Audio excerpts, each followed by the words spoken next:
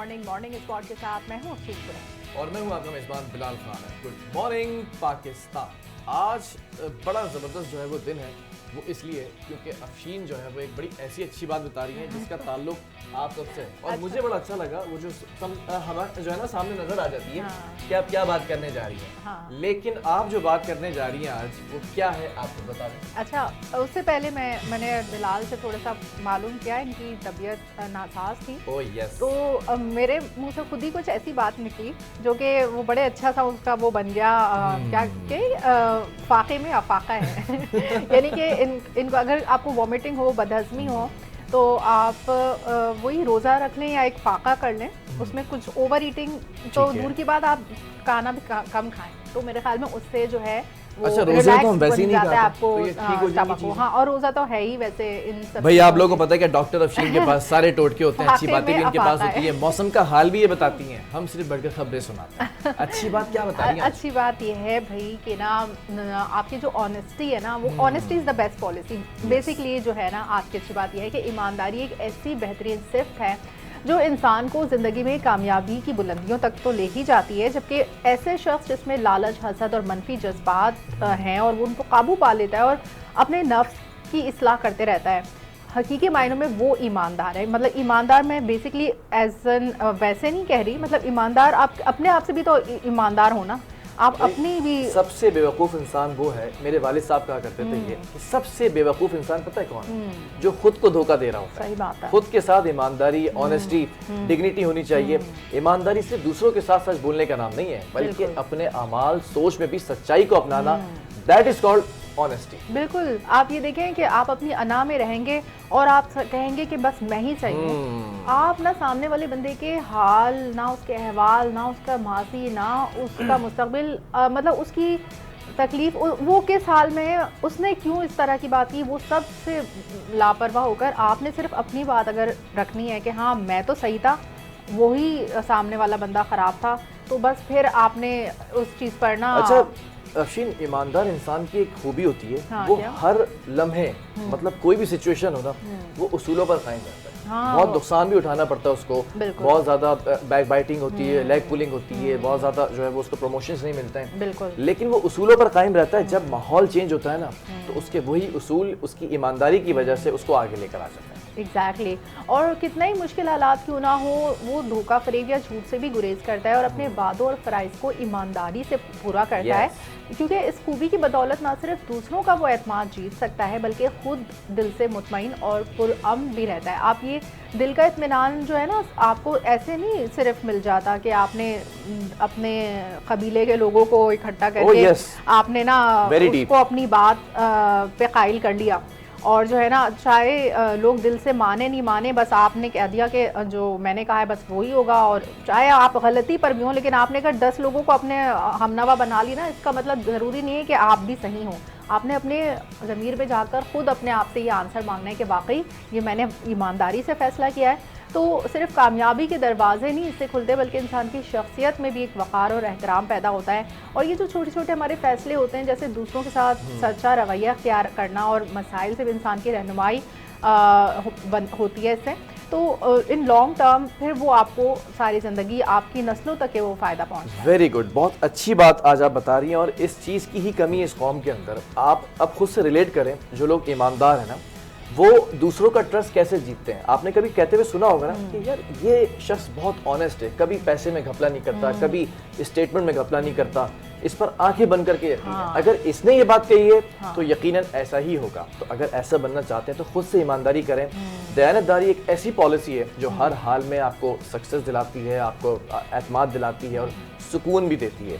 बहुत ज़्यादा हर्डल्स आते हैं, मुश्किल मामलात होते हैं, हालात होते हैं, लेकिन डीप डाउन कहीं ना कहीं आपके दिल में ना काश नहीं होता कि मैं काश ये कर लेता। आप ऑनेस्टी पर होते हैं, आप कहते हैं कि अल्लाह के ऊपर छोड़ दिया। समटाइम्स देखिए ना, मुसलमान का तो ये है ना कि कुछ चीज़ें आप ऊपर छोड़ देते हैं, जा रब मैंने तुझ पे छोड़ दिया। सही बात है।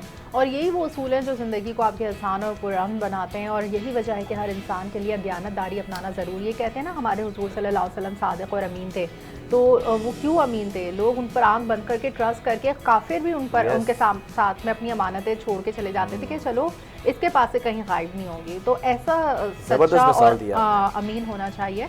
تاکہ لوگ آپ پر ہر مذہب کے لوگ مطلب پرووائڈڈ کہ وہ کسی بھی مذہب سے تعلق رکھتے ہو. اور بھائی میں آپ کو شکریہ بھی کر دیتا ہوں یار, کیونکہ کل ان کی آواز خراب تھی تو مجھے جو ہے وہ تھوڑا سا سنبھالنا پڑا, اور آج میری آواز بھی خراب ہے اور صبح سویرے یہ انگلی بھی کٹ گئی ہے اور خون بہ رہا تھا زبردست طریقے سے. اب آپ کامنٹ کر کے بتا سکتے ہیں جو اس وقت سوشل میڈیا بھی فالو کریں نا, کہ ایک ٹوٹکا ہے کہ اگر پتی کو اس پر لگایا جائے اور دبا کے رکھا جائے تو خون بلیڈنگ فوراً رک جاتی ہے. یہ صحیح ہے یا غلط؟ اگر غلط ہے تو اس پر بھی بتا دیں, اگر صحیح ہے تو دیکھو بلال, مجھے اتنا پتا ہے کہ نا کوئی بھی چیز اس کو صرف ڈیٹول سے صاف کر کے اس کو جتنا صاف رکھے نا وہ اچھا ہے.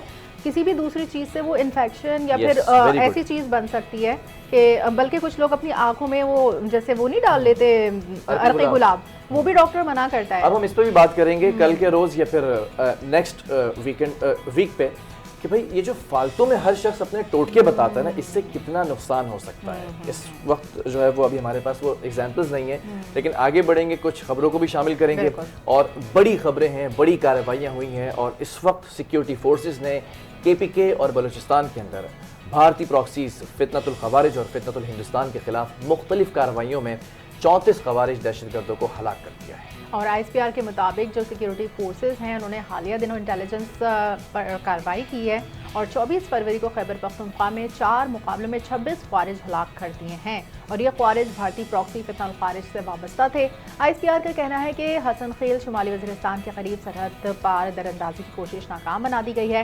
سیکیورٹی فورسز نے درانداز گروہ کو موثر انداز میں نشانہ بنایا اور درست اور مہارت سے کی گئی ایک کارروائی میں ایک خوارج ہلاک ہوا, اور ہلاک خوارج کی شناخت افغان شہری کے طور پر ہوئی, یعنی کہ افغانستان سے ہی خوارج آ رہے ہیں. تانے بانے تو بھارت سے ہی ملتے ہیں, جو بھی مطلب بھارت جو ہے چاہے وہ بلوچستان میں دہشت گردی ہو یا چاہے افغانستان, مطلب پاکستان کو گھیر رہا ہے نا, وہ بیسکلی ہر ایران میں بھی جا کے انسرجنسی کی کوشش کی اس نے, یعنی کہ جتنے بھی پاکستان کی بارڈرز پہ اس کے نیبرنگ کنٹریز ہیں وہ ہر طرح سے پاکستان کو گھیر کر اس میں پاکستان نے کارروائی کی تھی افغانستان پر, اور پھر اس کے بعد آپ نے دیکھا جو بیڈ طالبان ہیں ابھی ہائی الرٹ پر ہے کراچی. کچھ مقامات بتائے گئے ہیں کہ سیکیورٹی بڑھا دی گئی ہے اور چیزیں انڈر کنٹرول ہیں, لیکن کہیں بھی جو ہے وہ لوپ ہولز دینے کا اس وقت معاملہ نہیں ہے. تو سیکیورٹی جو فورسز ہیں وہ کافی ایکٹیو ہوئی ہوئی ہیں. اچھا, جس کے بارے میں ابھی افشین بتا رہی تھی, تو لکی مروت کے اندر خفیہ اطلاع پر انٹیلیجنس بیسڈ آپریشن کیا گیا ہے. شدید فائرنگ کے تبادلے کے بعد 3 خوارج مارے جا چکے ہیں. بنوں کے علاقے کے اندر جو نرمی خیل ہے وہاں پر 2 جھڑپیں ہوئی ہیں, اس کے دوران 10 خوارج ہلاک ہوئے ہیں. میر علی شمالی وزیرستان کے اندر 12 خوارج ہلاک ہوئے ہیں. آئی ایس پی آر نے کنفرمیشن دی ہے کہ جو زوب بلوچستان کے اندر ہے وہاں پر جھڑپ کے دوران فتنۃ الہندوستان کے 8 دہشت گرد ہلاک ہوئے. اب یہ دیکھیں ہماری جو فوج ہے وہ رمضانوں میں بھی کتنی الرٹ ہے, یعنی کہ روزے میں اس حال میں بھی وہ دہشت گردوں سے لڑ رہی ہے, بجائے اس کے کہ روزے میں ہم کتنے ڈھیلے پڑ جاتے ہیں. اور لیکن یہ کہ سلام ہے ہماری پاک. بلکہ ابھی میں ایک بات اور بتا دوں, ہمارے بڑے پیارے دوست تھے اور واقعی اب ہم میں ہیں, وہ ابھی بھی ہیں, یہ نہیں ہیں. ابھی جو افغانستان اور پاکستان کا یہ معاملہ ہوا, جو اٹیک ہوا, تو اس میں لیفٹیننٹ کرنل گل فراز جو ہمارے بڑے پیارے دوست تھے, کراچی میں پوسٹنگ تھی, پھر وہاں چلے گئے تھے, انہوں نے شہادت جو ہے وہ حاصل کر لی ہے, جام شہادت نوش ہو چکے ہیں. تو وہ اب یہ دیکھیں, آپ کے لوگ کہتے ہیں نا کہ صرف سپاہی لیول پر جا رہا ہوتا ہے, آپ دیکھیں کرنل لیول کا شخص بھی فرنٹ بارڈر پر فرنٹ لائن پہ جو ہے وہ ہوتا ہے لڑنے کے لیے, اور جانوں کا نذرانہ پیش کرتے ہیں. نیکسٹ ٹاپ سٹوری آپ کو بتائیں گے. ابابیل اسکواڈ پر دہشت گرد حملے میں شہید ہونے والے 4 پولیس اہلکاروں کی نماز جنازہ پولیس لائنز باجوڑ میں پورے سرکاری اعزاز کے ساتھ ادا کی گئی ہے. اور باجوڑ پولیس کے مطابق 25 فروری 2026 کو رمضان المبارک کے دوران عوام کی حفاظت پر معمول یہ ابابیل اسکواڈ تھا جو دہشت گردوں کو جنہوں نے گھات لگا کر حملہ کیا, جس کے نتیجے میں کانسٹیبل یارزادہ, داؤد خان, عمران اور سراج شہید, جبکہ ارشاد خان اور عزیز الرحمان زخمی ہو گئے. اور یہ زخمی اہلکاروں کو فوری طور پر ڈسٹرکٹ ہیڈ کوارٹر اسپتال خار منتقل کیا, جہاں انہیں علاج کی سہولیات فراہم کی جا رہی ہیں. بالکل ایسا ہی ہے. اور نماز جنازہ کے اندر commandant Bajaur scouts, deputy commissioner S P investigation, police اور سول افسران اور عمائدین علاقہ اور سول سوسائٹی کے جو نمائندے ہیں نا, انہوں نے بڑی تعداد کے اندر شرکت کی. اس موقع پر پولیس کے چاق و چوبند دستے نے شہداء کو سلامی پیش کی, جو کہ ہمیشہ ہوتا ہے, جبکہ تابوتوں پر پھول رکھ کر خراج عقیدت بھی پیش کیا گیا, اور ملک اور قوم کی سلامتی کے لیے اس موقع پر خصوصی دعائیں بھی مانگی. بالکل آگے بڑھیں اور آپ کو کچھ بتائیں وفاقی وزیر داخلہ محسن نقوی کے حوالے سے, جنہوں نے کہا ہے کہ پاکستان اپنی ہنرمند اور غیر ہنرمند افرادی قوت یورپی ممالک بھیجنے کے لیے تیار، یعنی اسکلڈ اور نان اسکلڈ جو ہماری ورک فورس ہوتی ہے وہ یورپین ممالک کو بھیجنے کے لیے تیار ہے. اور محسن نقوی کی قیادت میں پاکستانی وفد نے روم میں منعقد ایک مائیگریشن ڈائیلاگ ہوا ہے، اس میں شرکت کی ہے، جس میں اٹالین، ہسپانوی، یونانی یہ سب ہم سب موجود تھے. اور محسن نقوی نے اٹلی کی جانب سے 10,500 ملازمتیں مختص کیے جانے پر اظہار تشکر کیا ہے. وہ کہا ہے کہ یورپی ممالک نقل مکانی کے خواہش مند افراد کے لیے ریگولر طریقے سے حوصلہ افزائی کریں گے تاکہ جو غیر قانونی ڈنکی وغیرہ کے ذریعے آپ لوگ پہنچتے ہیں اس کی حوصلہ شکنی ہو. تو کتنی بڑی بات ہے، یورپین ممالک میں اتنی ساری ملازمتیں آپ کے لیے محسن نقوی نے ارینج کی ہیں، تو آپ لوگ خوشی خوشی جائیں اور وہاں پر اپنا. اچھا، اب جو نوجوان ہیں وہ اس کی ڈیٹیل لے سکتے ہیں اور منسٹری آف فارن افیئر سے لے لیں یا ہوم منسٹری سے لے لیں.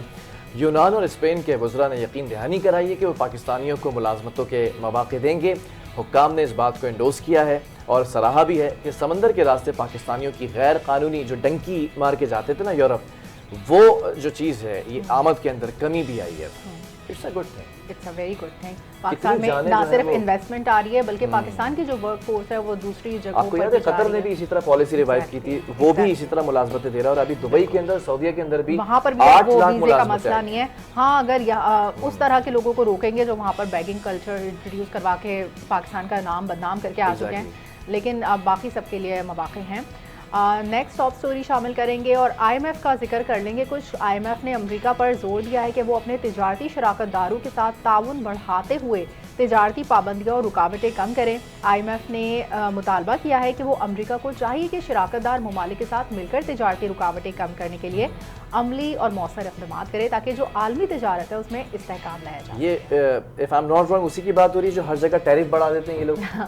یہ ٹرمپ صاحب کی ٹیرف بڑھانے والی بات پر آئی ایم ایف برہم ہو چکا ہے. ہاں، آئی ایم ایف اس بات پہ کہہ رہا ہے کہ تجارتی طریقوں سے متعلق خدشات کو دور کرنے کے لیے بات چیت ضروری ہے، جبکہ قومی سلامتی کی بنیاد پر جو عائد ٹیرف ہے اور برآمدی پابندیاں ہیں جیسے سینکشنز لگا دیتے ہیں وہ محدود ہونی چاہیے تاکہ عالمی معیشت پر اس کے ظاہر منفی اثرات کم سے کم. اچھا، ٹرمپ کا بس نہیں چلتا کہ ہر کسی کے اوپر ٹیرف بڑھانے کی بات کرتے ہیں. جنگ روکو ٹیرف بڑھاؤں گا، تنصیبات روکو ٹیرف بڑھاؤں گا. ہاں، وہ جو ہے نا اس کا سلوگن ہے کہ ویل میک امریکہ گریٹ اگین. تو اس کا مطلب یہ نہیں ہے کہ آپ اگر امریکہ کو گریٹ بنا رہے ہیں تو دوسرے ممالک سے کسی سے ٹیرف لگا کے کسی کو مار مور کے مطلب دوسروں کو نقصان پہنچاتے ہوئے اگر آپ خود کو گریٹ بنا رہے ہیں تو یہ کہاں کا انصاف. چلیں جی آگے بڑھتے ہیں اور کچھ پڑوسی ملک کے حوالے سے بھی بات کر لیتے ہیں. ایران کی صورتحال پر بات کرتے ہیں. پاکستان ایران کی صورتحال میں بہتری کا خواہاں ہے. پاکستان چاہتا ہے کہ تمام فریقین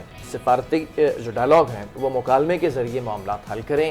جبکہ ڈیپٹی وزیر اعظم اسحاق ڈار تقریب سے خطاب کرتے رہے اور کیا کہا وہ افشین بتا. بالکل، انہوں نے کہا کہ پاکستان ڈائلاگ اور سفارتی ذرائع کے ذریعے مسائل کے حل پر یقین رکھتا ہے اور خطے میں کشیدگی کسی کے مفاد میں نہیں ہوتی ہے اور پائیدار امن کے لیے سیاسی سفارتی کوششیں ہی ناگزیر ہیں. اور پاکستان اہم شعبے میں دوست ممالک کے ساتھ تعاون کو فروغ دے رہا ہے جبکہ امریکہ کے ساتھ تعلقات کو ایک نئی جہت ملی ہے. انہوں نے بنگلہ دیش کے ساتھ بھی اپنے تعلق مستحکم بننے پر زور دیا ہے اور دو طرفہ تعاون کو وسعت دی ہے. اور ساتھ ہی انہوں نے کہا ہے کہ مقبوضہ کشمیر کے حوالے سے پاکستان کے اصولی موقف کو دہراتے ہوئے کہا کہ مظلوم کشمیریوں کو اقوام متحدہ کی قراردادوں کے مطابق حق خود ارادیت ملنا چاہیے. ہمیشہ فلسطین ہو یا کشمیری ہو، ہمیشہ پاکستان نے اس بات کی اہمیت پر زور دیا ہے کہ جو اقوام متحدہ کی قرارداد ہے نا اس کے مطابق ہی ان کے ساتھ فیصلہ ہونا چاہیے. ہماری پالیسی شروع دن سے روز اول سے نا واضح ہے، چینج نہیں ہو رہی. بالکل. اور پاکستان خطے اور دنیا میں امن، استحکام اور باہمی احترام پر مبنی تعلقات کو فروغ کے لیے اپنی سفارتی کوششیں جاری رکھے گا. تو پاکستان کا موقف تو بالکل واضح ہے، وہ پیس اور اسٹیبلٹی چاہتا ہے. بالکل ایسا ہی ہے. اور اگلی خبر پر بھی جائیں گے کیونکہ ایران کی بات ہو رہی ہے تو ذرا ایران اور امریکہ کے مابین جو جھڑپیں چل رہی تھیں اس پر ذرا سا بات کر لیتے ہیں. ایک طرف ٹرمپ ہے، ایک طرف آیت اللہ خامنائی ہیں. امریکہ نے ایران کو طویل عرصے سے اپنے لیے سنگین خطرہ قرار دے دیا ہے. امریکی جو وزیر خارجہ ہیں مارکو روبیو، انہوں نے وضاحت کی کہ ایران فی الحال یورینیم کی افزودگی نہیں کر رہا لیکن ایران یورینیم افزودگی کی کوشش کر رہا ہے. مطلب یہ تو وہی بات ہو گئی کہ نہیں کر رہا لیکن کر رہا ہے. بس اس کو خطرہ اس کے رجیم سے ہے سارا مسئلہ. اس کو جو خطرہ ہے نا وہ ہمیشہ مسلمانوں سے ہوتا ہے. اور کیا پتہ کہ آپ روکنے میں ناکام ہو جائیں. ہاں تو بہرحال اب یورینیم افزودگی تو کب سے ایران کر رہا تھا, اور ظاہر ہے ہر کسی کو رائٹ ہے اپنے آپ کو ڈیفینڈ کرنے کا, اپنی بارڈرز ڈیفینڈ کرنے کا اور ڈیٹرنس رکھنے کا, تاکہ اس پر کوئی ملک حملہ نہ کر سکے. تو کبھی ایران نے خود سے آپ پر حملہ کیا نہیں کیا نا, کبھی پہل نہیں کی. اور ابھی بھی آپ ہی اس کو دھمکیاں پہ دھمکیاں دے رہے ہیں, تو وہ اپنے دفاع میں تو میزائل تو تیار رکھے گا. بالکل ہمیشہ. مارکو روبیو نے بیلسٹک میزائل پروگرام پر مذاکرات نہ کرنے کو بڑا مسئلہ قرار دیا ہے. مطلب اگر وہ بیلسٹک میزائل بھی اپنے پاس نہ رکھے تو اور کیا کرے, آپ اس پہ بحری بیڑے لا رہے ہیں تو وہ کیا وہ اپنے آپ دفاع کے لیے اتنا بھی نہیں کر سکتا. اور ایران بین البراعظمی بیلسٹک میزائل حاصل کرنے کی کوشش کر رہا ہے اور بیلسٹک میزائل پروگرام پر مذاکرات سے انکار بھی کر رہا ہے. امریکی وزیر خارجہ نے کہا کہ ایران کا مسئلہ سفارتکاری سے حل کرنا چاہتے ہیں. اس کے علاوہ بھی ان کے پاس آپشنز ہیں. اسی طرح مطلب وہ بات کرتے ہیں کہ بھائی ہم سفارتکاری سے مسئلہ حل کرنا چاہتے ہیں لیکن ہمارے پاس اور آپشنز بھی ہیں. صدر ٹرمپ چاہتے ہیں کہ وہی آپشن ہے جو بحری بیڑا کھڑا کیا ہوا ہے سمندر کے اندر. دوسری جانب جو امریکی نائب صدر جے ڈی وینس ہیں, انہوں نے کہا ہے کہ ایران کو متنبہ کرتے ہوئے کہا ہے کہ امریکہ کی فوجی کارروائی سے متعلق دھمکیوں کو سنجیدگی سے لیا جائے. اور صدر ٹرمپ ایران کے مسئلے کو وہی بات کہ سفارتی حل چاہتے ہیں, لیکن امریکہ کے پاس دیگر آپشنز بھی موجود ہیں. دیگر آپشنز کے اندر ایک ہی آپشن ہے جو آپ نے وینیزویلا میں کیا, جو آپ ماضی کے اندر دیگر ممالک افغانستان میں بھی یہی سب کر کے. اچھا افغانستان میں جو ان کا انہوں نے جو کچھ افغانستان کے ساتھ کیا, جب تک یہ کیا تو کیا اس سے ان کو جو ان کے موٹیوز ہیں وہ ان کے اچیو ہو پائے, کیا ان کو مل سکا؟ بہت کچھ سیکھا, اس لیے یہ فوراً ایران میں جا نہیں رہے. امریکہ اور ایران کے درمیان مذاکرات کا تیسرا دور آج جنیوا میں ہوگا اور جوہری مذاکرات عمان کی ثالثی کے اندر ہوں گے. یہ ثالث بنایا گیا عمان کو. ایرانی وزیر خارجہ عباس عراقچی مذاکراتی ٹیم کے سربراہ بتائے جا رہے ہیں کہ وہ اس کو لیڈ کریں گے. بالکل. قائم مقام قانونی امور کے اعلیٰ عہدیدار اور جوہری ماہرین بھی اس میں شامل ہوں گے. امریکہ کی جانب سے خصوصی ایلچی اسٹیو وٹکوف, سابق مشیر جیریڈ کشنر اور director general international atomic energy agency کا بھی مذاکرات میں شرکت کا امکان ہے. اور مذاکرات میں ایران کے جوہری پروگرام کی حدود اور نگرانی, ایران کی یورینیم افزودگی سے متعلق بات ہوگی, اور جتنے بھی ان کے پرانے جوہری معاہدے تھے اس کا دوبارہ اطلاق یا نیا فریم ورک, اعتماد سازی کے اقدامات کے سلسلے میں شرائط, یہ سب زیر بحث آئیں گی. بالکل. اور ایران کی جانب سے مذاکرات سے قبل ایک تفصیلی تحریری مسودہ تیار کر لیا گیا ہے جس میں وضاحت کی گئی ہے جوہری صلاحیت کو غیر مسلح عوامی سہولت تک رکھنے کی یقین دہانی, اس کی تجویز شامل ہے. جبکہ امریکی خدشات یا شرائط کی منظوری کے لیے یہ مسودہ بہت امپورٹنٹ اس وقت سمجھا جا رہا ہے کہ اس کو پیش کیا جائے گا. اسی کے اوپر ڈائلاگ جو ہے وہ سٹارٹ ہوں گے. ایگزیکٹلی. اسی طرح اسرائیل حملوں سے تباہال جو غزہ ہے وہاں پر آپ کو مطلب ہماری جو اس وقت سب سے امپورٹنٹ ٹاپ سٹوری ہے جس کو پڑھتے ہوئے میں تھوڑی سی سیڈ بھی ہو گئی تھی, سینٹیمنٹل بھی ہو گئی تھی جب میں نے صبح یہ ہیڈ لائن پڑھی کہ اسرائیل حملوں سے جو تباہال اس وقت غزہ ہے وہاں فلسطینی خاندان نے اپنے تباہ شدہ گھر کے جو ملبے پر روزہ افطار کیا ہے, اور انہوں نے کہا ہے کہ بنیادی سہولیات کے عدم دستیابی کے باعث جو متاثرہ خاندان انہوں نے گتے کے ٹکڑے جلا کر سادہ سا اپنا کھانا تیار کیا ہے اور کھلے آسمان تلے افطار کیا ہے. اور آپ یہ دیکھیں مطلب سب نے مل جل کر ایک ہی ٹیبل رکھی, ہر کوئی اپنا الگ الگ کھانا لے کر نہیں بیٹھا ہوا, سب اوور آل مل کر ایک کمیونٹی کی فارم میں, اور تھوڑی سی سجاوٹ بھی کی ہے اسی ملبے پر. تو یہ ایک خاندان کا کہنا تھا اس میں کہ ماضی میں رمضان کے دوران پورا خاندان لذیذ کھانوں سے سجے دسترخوان کے گرد جمع ہوتا تھا. مطلب کتنا اہتمام کرتے ہیں رمضان میں, سب کو اپنے افطار میں شریک کرتے ہیں. مگر اس سال بچے اور ان کے پوتے پوتیاں دیگر رشتہ دار تباہی کے مناظر کے درمیان بیٹھے محض بنیادی اشیاء سے پر اکتفا کرنے پر مجبور ہیں. تو مطلب ان کا یہ بھی بتایا جا رہا ہے. افشین آپ یہ دیکھیں کہ آپ تک, مجھ تک اور ہمارے ویورز تک یہ خبر پہنچ گئی ہے, لیکن کیا یونائٹڈ نیشنز تک یہ خبر پہنچ رہی ہے کہ وہ کس طرح سے ملبے کے اوپر بیٹھ کر ابھی افطاری کر رہے ہیں, بنیادی ضروریات ان کو مل نہیں رہی ہیں. اور مطلب ظلم تو یہ ہے کہ امداد بھی وہاں پہنچنے نہیں دے رہے کہ ان کے پاس کچھ تو مطلب. لیکن اب دیکھیں آگے ریہیبلیٹیشن کے پروسیس جو چلتا ہے اس میں کس حد تک کہ دوبارہ ریوائول کے چانسز ہیں. بہرحال موسم کی خبریں کچھ شامل کر لیتے ہیں, اور ملک کے موسم کی بات آپ کو بتائیں تو وہی سب آپ نے کو بتانا ہے. خشک بول بول کے میرا منہ خشک میں بتا دیتا ہوں کیونکہ آج میرا منہ بہت خشک ہو رہا ہے, اور موسم خوش رہنے کا امکان ہے. مختلف حصوں کے اندر سردی کی شدت اس میں کمی جو ہے وہ دیکھی جا سکتی ہے۔ محکمہ موسمیات نے بتایا ہے کہ دن کے اوقات کے اندر موسم یعنی کہ معتدل ہوگا، بدلتا رہے گا، رات کے وقت میں سردی میں اضافہ ہوگا۔ KPK کے بہت سے ڈسٹرکٹس ایسے ہیں، ڈویژنز ایسے ہیں جہاں پر موسم خوشگوار رہنے کی پیشگوئی ہے، اور پنجاب اور بلوچستان میں بھی موسم صاف اور خشک رہنے کا امکان ہے، جبکہ جو بالائی علاقے ہیں نا وہاں پر کہیں کہیں ہلکی بارش ایکسپیکٹڈ ہے۔ چلیں بھی بارش کا ذکر ہو گیا، مجھے مینو آرام آ گیا، تھوڑا سا وہ پیر ہو جاتے ہیں گلا بارش کو سن کے۔ اچھا، اور بالائی جتنے بھی اضلاع ہیں وہ تو ہیں ہی ٹھنڈے، تو بس اور میدانی علاقوں میں صبح رات کے اوقات میں درجہ حرارت کم رہنے کی توقع ہے۔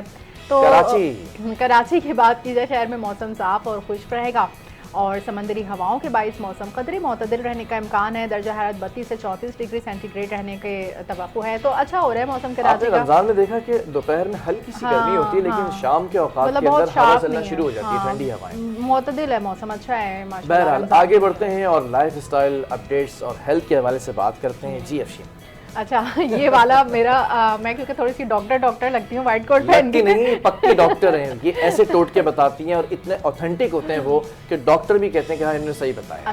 اچھا چلیے، ایک اس آپ کو آج لائف اسٹائل اور ہیلتھ اپڈیٹس میں آپ کو ایک ایسی ذہنی بیماری کے بارے میں بتاتے ہیں آج، جس کو شیزوفرینیا کہتے ہیں، اسکیزوفرینیا بھی کہتے ہیں، جس میں متاثرہ شخص جو ہے نا وہ اکثر اپنے ہی خیالوں کی دنیا میں ہوتا ہے، مطلب وہ ایسے خیالات اور اس کو اس طرح کی آوازیں محسوس ہوتی ہیں جو حقیقت میں نہیں ہوتی، یعنی کہ اگر ڈاکٹر اگر میں آپ کو کہوں یہ گرین ہے لیکن آپ کہیں نہیں بلو ہے، تو آپ جو ہے نا کوئی بھی آپ کو بلو ہی نظر اس کو بلو نظر آ رہا ہے، تو ہم سب بالکل اگر اس کو فورس کریں گے نہیں یہ گرین ہے تو وہ بھٹک جائے گا اس بات سے کہ بھائی ایسا کیسے ہو سکتا ہے، تو اس لیے اسی کو زبان میں سنبھالنا چاہیے، ہاں یہ بلو ہے، لیکن آہستہ آہستہ پھر اس کی تھراپی کے بعد پھر جب اس کو خود گرین نظر آنا شروع ہو جائے تبھی ڈاکٹر کہہ سکتا ہے کہ ہاں یہ گرین ہے۔ اسے ایسے محسوس ہوتا ہے کہ لوگ اسے دیکھ رہے ہیں یا پھر اس کے بارے میں بات کر رہے ہیں، مریض اپنے آپ کو دنیا سے الگ تھلگ محسوس کرتا ہے، جیسا کہ افشین نے بتایا، اور حقیقت اور خیالات کے اندر فرق کرنا اس کے لیے بہت مشکل ہو جاتا ہے، ایک فینٹیسی ورلڈ کے اندر ہوتا ہے۔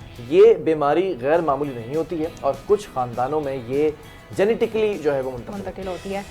ظاہر ہے شیزوفرینیا جو ہے نا وہ عام طور پر جوانی یا بلوغت میں شروع ہوتا ہے، یعنی کہ بچپن میں تو آپ نے بچپن میں خود بخود اللہ تعالیٰ نا دماغ میں اس طرح کے ہارمونس رکھتا ہے آپ کے کہ وہ خوش رہتے ہیں نا بچے سے، وہ اپنی دنیا میں مگن ہوتے ہیں، لیکن جیسی وہ بلوغت یعنی کہ اس میں جیسی چینجز آتی ہے وہ بڑا ہوتا ہے، اس کی سوچ سمجھ بڑی ہوتی ہے، اور وہ اگر کسی ایسے حادثے سے گزر جائے یا کوئی اس کے ساتھ کچھ ایموشنل ٹراما ہو تو تقریباً 18 سے 53 سال کی عمر کے درمیان جو ہے نا مرد اور خواتین دونوں میں اس کا امکان برابر ہوتا ہے، اور اسکیزوفرینیا میں دماغی کیمیکلز یعنی جو نیورو ٹرانسمیٹرز ہیں وہ اہم کردار ادا کرتے ہیں، ان میں ڈوپامین اور گلوٹامیٹ خاص طور پر اہم ہیں، اور ڈوپامین کی زیادتی بھی دماغی خفت اور وہمی خیالات پیدا کر سکتی ہے، جبکہ جو گلوٹامیٹ دماغ کے نیورونز ہیں اس کے درمیان سگنل پہنچانے میں مدد دیتا ہے، اور عدم توازن جو بیماری کی علامت ہے نا اس کو یہ بڑھا سکتا ہے۔ بہت ڈیٹیل میں جا کر آپ نے بتایا اور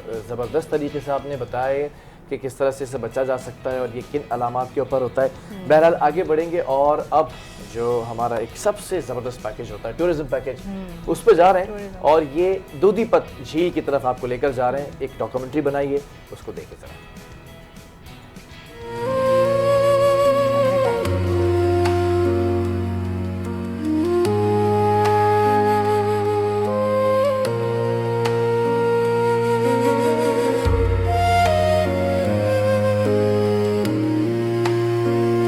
دودھی پتسر جھیل لولوسر نیشنل پارک میں وادی کاغان ضلع مانسہرہ خیبر پختونخوا میں واقع ہے اور یہ پاکستان کے بلند ترین اور دلکش جھیلوں میں شمار ہوتی ہے۔ جھیل تقریباً 3700 میٹر کی بلندی پر واقع ہے، جبکہ بعض ذرائع اس کی بلندی 3900 میٹر کے قریب بھی بتاتے ہیں۔ جھیل اپنی شفاف نیلگوں پانی اور ارد گرد برف پوش پہاڑوں کی وجہ سے سیاحوں کے لیے خاص کشش رکھتی ہے۔ دودھی پتسر تک رسائی کے لیے ناران سے تقریباً 50 کلومیٹر کا سفر طے کرنا پڑتا ہے۔ اس راستے پر 20 بیسر مقام موجود ہیں جو تقریباً 3200 میٹر کی بلندی پر ہے۔ بیسر خود میں بھی قدرتی حسن سے مالا مال ہے اور یہ مقام جھیل کے بیس پوائنٹ کے طور پر سیاحوں کے لیے بہت اہمیت رکھتا ہے۔ بیسر کے علاقے میں وقت کے ساتھ سیاحتی سہولیات جیسے کھوکھے، ہوٹل اور دیگر سہولتیں قائم ہو چکی ہیں۔ और यहाँ मून होटल जैसी रिहाइश गाहें भी दस्तयाब हैं, जो लंबे सफर के बाद सयाहों के लिए आरामदेह ठिकाना फराहम करती हैं। झील का पानी ग्लेशियर के पिघलने से आता है और ये निहायत ठंडा और साफ होता है। मुकामी जबान में दूधी पत्थर के माने दूध जैसे सफेद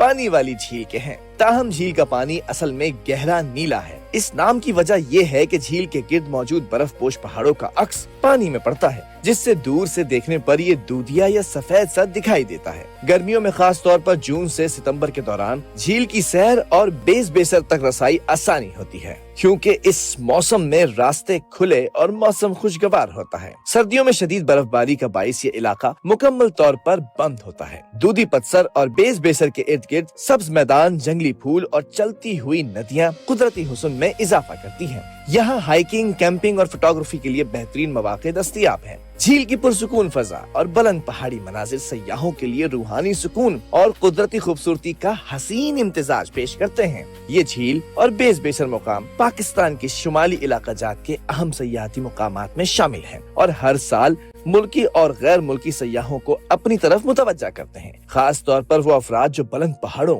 बर्फ पोश मनाजिर और पुरसुकून माहौल के दीवाने हैं।